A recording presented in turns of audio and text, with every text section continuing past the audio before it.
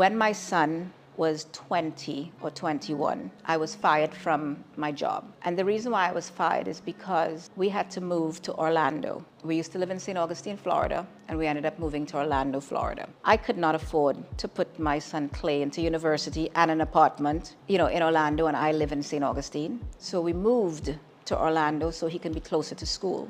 While we lived in Orlando, I used to drive back and forth every day, in the mornings and in the evenings. And it was a long ride. It was about an hour and a half each way. But I did that because my son wanted to go to school in Orlando.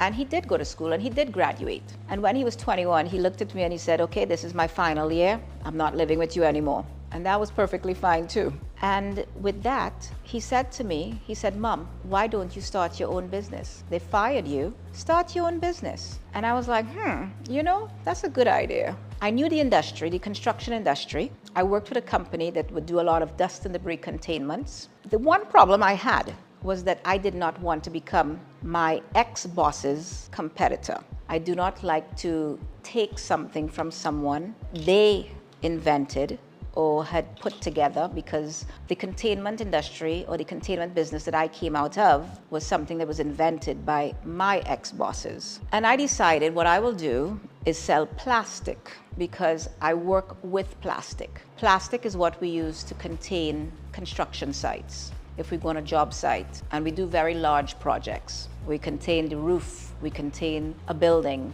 with plastic, we shrink wrap buildings, but that's a whole different story there.